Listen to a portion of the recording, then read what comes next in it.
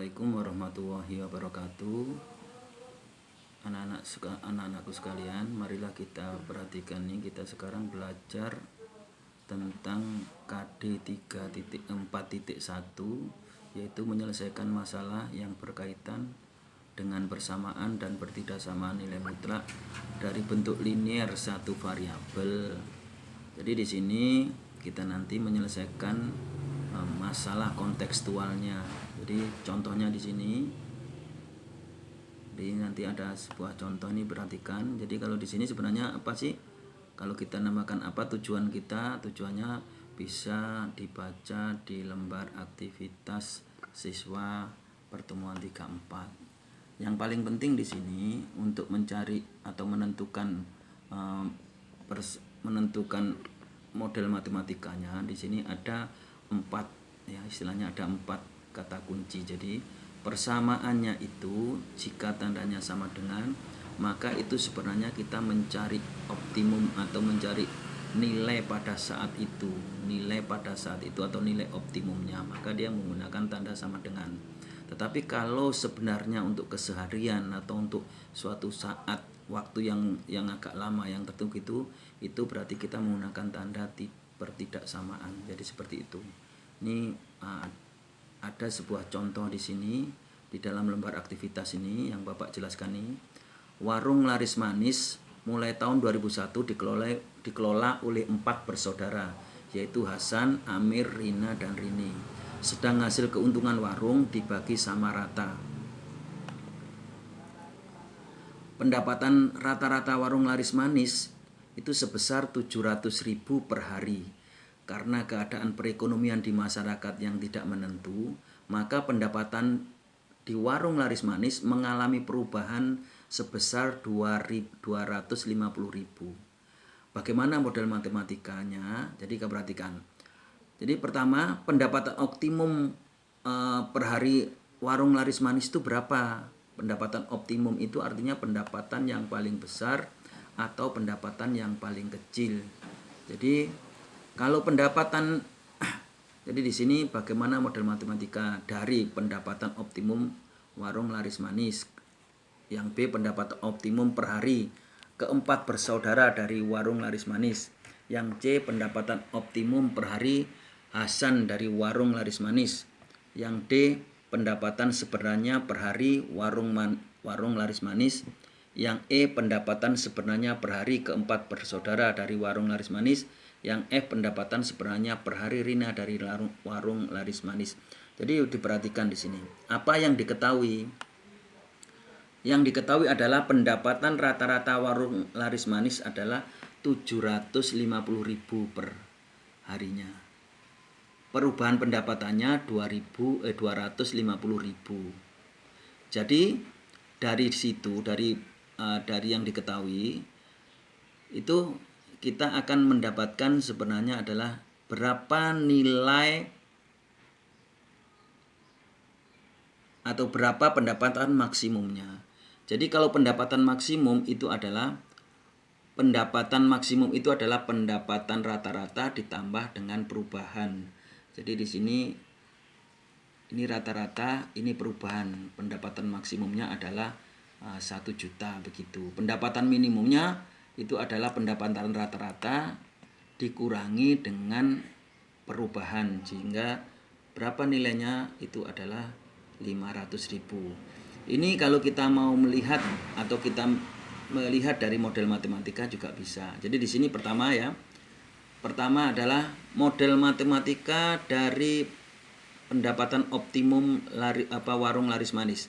Jadi di sini kita misalkan X itu adalah pendapatan optimumnya, maka pendapatan rata-ratanya berapa? Nah, jadi di sini kita tuliskan adalah pendapatan rata-ratanya. Ini rata-ratanya di sini.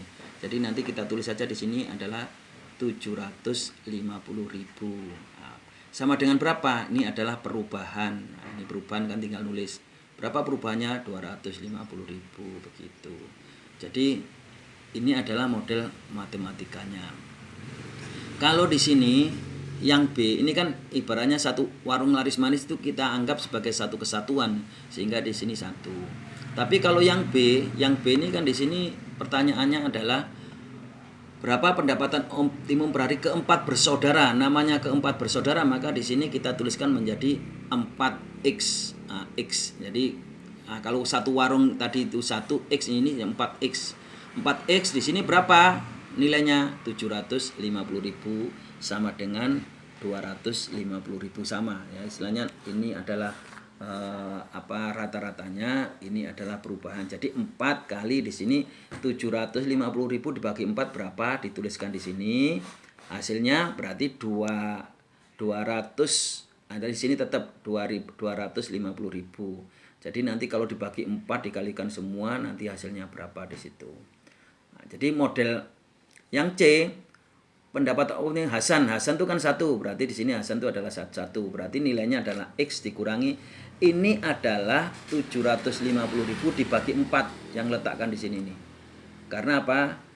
Warungnya tadi kan rata-ratanya 750.000 kan dibagi 4 orang, maka di sini langsung ditulis 750.000 dibagi 4 berapa? Nah, di sini juga begitu, perubahannya berapa? Dibagi dengan 4 juga.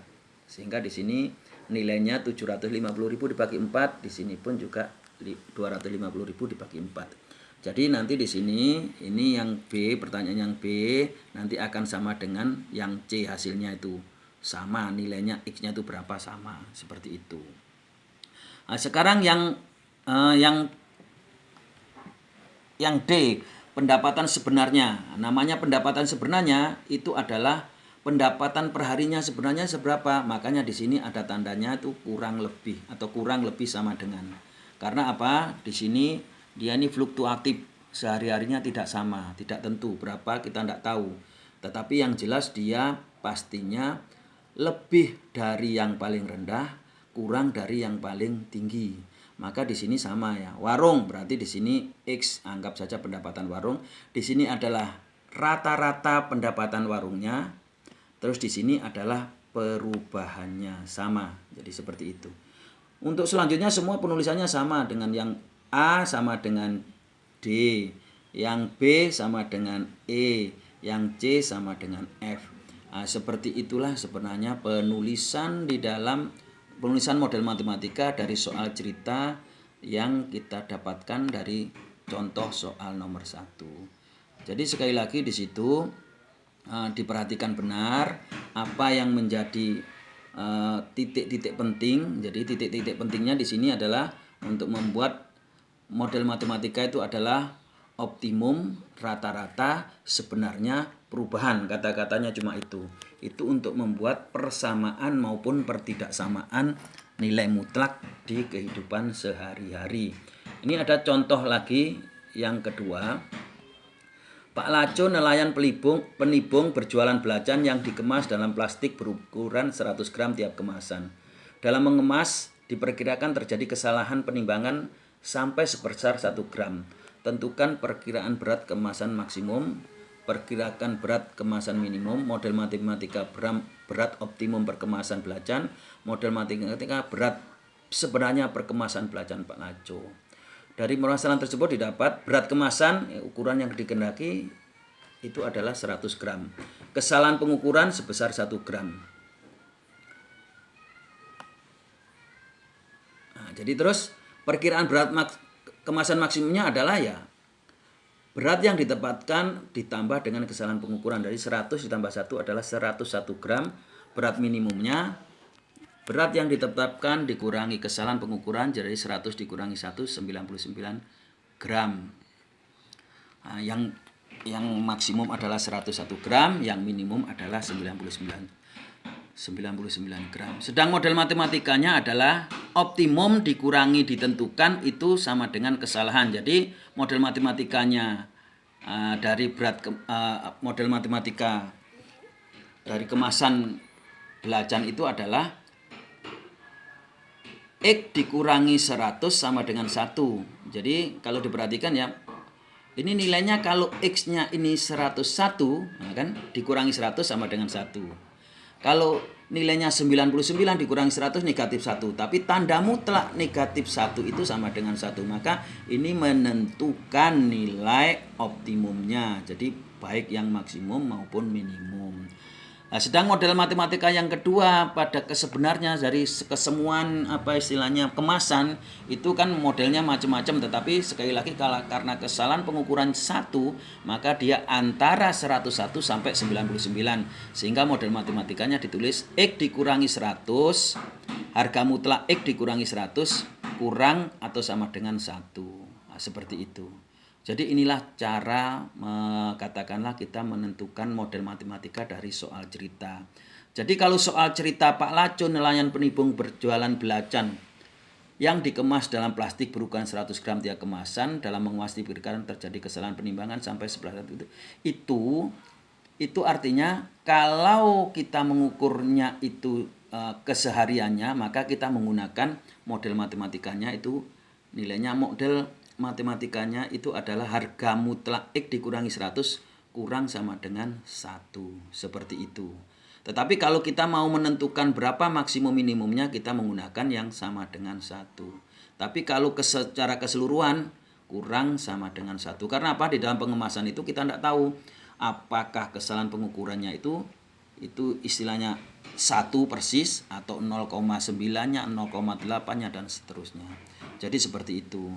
Jadi nantinya kau perhatikan di sini ada soal-soal, buatlah soal cerita seperti ini. Kalau sama dengan ini berarti nanti dia menentukan nilai maksimum di minimum. Nah, seperti itu. Mungkin untuk kesempatan kali ini seperti itu.